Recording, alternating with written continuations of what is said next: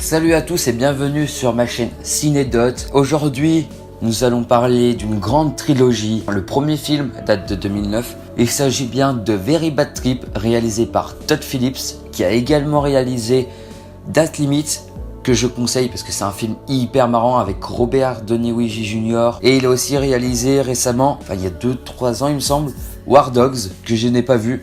Donc je peux pas vous dire s'il est bien ou pas. Nous allons parler de 4 anecdotes que j'ai trouvées, qui m'a bien plu. Donc sur la première anecdote, nous allons parler d'une scène en particulier. L'ex-champion du monde de boxe est venu faire un petit caméo, comme ça, qui a joué son propre rôle pour le film. Il s'agit bien de l'ex-champion du monde Mike Tyson, reconnaissable par son tatouage. Il joue son propre rôle. Je sais pas si vous connaissez Johan Hill. Je mettrai une photo ici. Il a joué dans 21 et 22 Jump Street aux côtés de Channing Tatum récemment. Il a fait plein d'autres films, allez voir, je vous conseille cet acteur parce qu'il est super drôle et il fait des bons films où tu te poses, tu regardes et t'es tranquille, pas besoin de comprendre, pas besoin de réfléchir, tu rigoles. En venant à cet acteur de comédie, il a refusé le rôle que jouait Zach Galifianakis. J'ai un peu du mal avec la prononciation. Excusez-moi, il aurait dû jouer ce rôle, le rôle de Zach. On va l'appeler Zach, ça sera plus simple. Donc Johan Hill refuse ce rôle. Dommage, mais en fin de compte, Zach est très bon dans ce rôle. Et c'est un rôle qui lui colle à la peau en fait maintenant. Maintenant nous allons parler un petit peu du box-office pour ce premier Very Bad Trip qui est assez impressionnant. Il a tenu 2 semaines au box-office, totalisant 100 millions de dollars de recettes. Je peux pas vous dire à quoi ça correspond 100 millions. Mais c'est énorme pour un premier film de comédie où il n'y a pas de star à l'écran parce que oui, avant Bradley Cooper, Zach et Ed Helms n'étaient pas des stars. Donc c'est assez énorme un box-office comme ça, 100 millions de dollars. Franchement, un respect à Todd Phillips qui a réalisé vraiment un bon film. Pour la dernière anecdote sur Very Bad Trip, Ed Helms. Je sais pas si vous vous rappelez, mais au bout d'un moment, il a une scène où il se réveille, il a perdu une dent. Allez pas penser que c'est un maquillage noir qu'on met sur la dent pour faire croire qu'il a un trou. Non, c'est vraiment un trou. Allez pas penser non plus qu'il s'est pété la dent que pour film. C'est juste qu'en fait, quand il était petit, il s'est cassé la gueule, je sais pas comment, mais il s'est pété une dent, un implant dentaire. Donc pour le film, ils ont carrément cité le dentiste de Ed Helms au générique, son propre dentiste qui lui a enlevé son implant pour le film. Ça fait beaucoup de choses pour une petite anecdote comme ça, mais moi je trouvais ça marrant. Ah oui, et le personnage du film, il s'appelle Stu. Donc voilà, c'est fini pour Very Bad Trip 1. Nous allons parler ensuite de Very Bad Trip 2. Alors entre Zach Galifianakis et Todd Phillips, Very Bad Trip 2 fut leur 3e collaboration. Il y a eu Very Bad Trip 1 en premier et Date Limite en 2e. Donc Very Bad Trip 2, c'est la 3e collab. Et franchement, c'est un bon duo entre réal et acteur. Franchement, c'est un duo qui marche bien et j'espère les revoir dans un prochain film ensemble.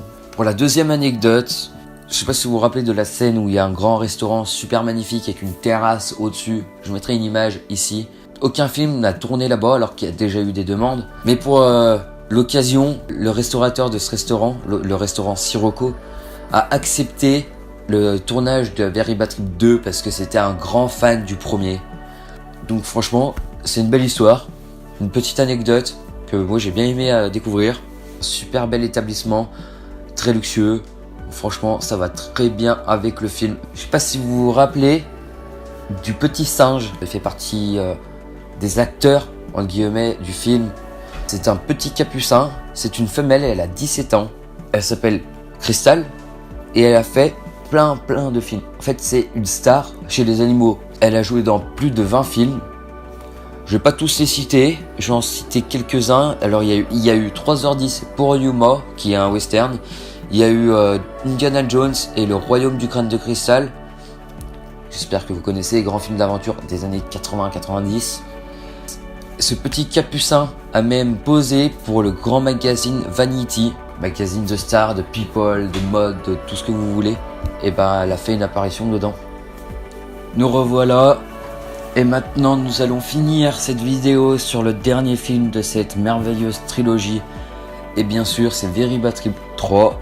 C'est le dernier film de la trilogie, il n'y aura pas un 4e parce que Todd Phillips voulait finir sur le 3 en fait, il voulait que ça soit le final. Donc on pourrait dire que c'est une très bonne trilogie que moi j'ai beaucoup appréciée et que je m'amuse toujours autant à regarder même si je l'ai déjà vu plusieurs fois. Donc sur le Very Bad Trip 3, je vais dire 2 anecdotes, 2 assez longues. Il y en a une qui m'a assez impressionné, j'aurais jamais cru.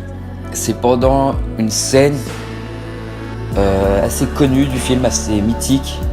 C'est quand Shaw, le chinois, doit s'enfuir du Caesar Palace. Le grand palace, là où il saute du balcon justement avec... c'est quoi déjà? C'est un parapente. Et comme ça, ou un parachute, je sais plus ce que c'est, si c'est un parapente ou un parachute. Il a vraiment fait ça en fait. Ça s'est déroulé à plus de 100 mètres de haut. Ce qui était compliqué, c'est que c'était une rue à Las Vegas très fréquentée. Et du coup, pour la scène, comme il y a beaucoup de caméras, il y a beaucoup de techniciens, il y a beaucoup de monde, il y a toute la régie, il y a les acteurs, il y a tout le monde. Ça a mis du temps à se préparer cette scène, puisque ça s'est étalé sur 2 nuits. Il y a eu des tranches de 8 minutes, c'est tout. Comme dit les acteurs, le producteur, tout ça, c'était une opération militaire, puisque c'est tourné une scène sur 8 minutes. Et il fallait quand même que ça circule dans la ville. Donc il fallait qu'il stoppe tout le monde. Donc c'est assez intense comme tournage. Et dangereux, puisqu'il saute de 100 mètres de haut et il y a des gens en dessous. Il y a une autre scène de ce genre-là. Et c'est là qu'on voit que Todd Phillips a essayé de faire un film assez spectaculaire, assez impressionnant, avec des dangers. Pas rien qu'un film de comédie traditionnel américain. La scène où Bradley Cooper et Zach Galifianakis, j'ai toujours du mal avec ce nom, quand ils descendent l'August Tower, en rappel, c'est une des tours du Caesar Palace. En studio, ils ont fait une tour de 20 mètres de haut et de 30 mètres de large pour reproduire l'August Tower du Caesar Palace pour qu'ils puissent descendre en rappel. Tout ça pour une scène, pour un film. Elle était capable de supporter une grue de 1,5 tonne. On va pas cracher sur les décorateurs et les machinistes, parce que là ils ont dû faire un travail de fou et de forcené pour réussir à faire un truc comme ça. Mais Zach, lui, il a le vertige en fait. Et donc c'était encore un effort en plus, se surpasser. Et c'est ça chez les acteurs américains, ils se surpassent tout le temps, pratiquement. Il y a beaucoup d'acteurs comme ça qui perdent des kilos et des kilos pour être tout maigre, ou ils prennent du poids, ils deviennent obèses, tout ça. Enfin, donc voilà sur les anecdotes de la trilogie Very Bad Trip. J'espère qu'elle vous plaira. Si vous avez des anecdotes en plus sur le film que moi je n'ai pas cité, écrivez-les dans les commentaires, je réponds et je lis. Abonnez-vous pour ne pas rater les prochaines vidéos.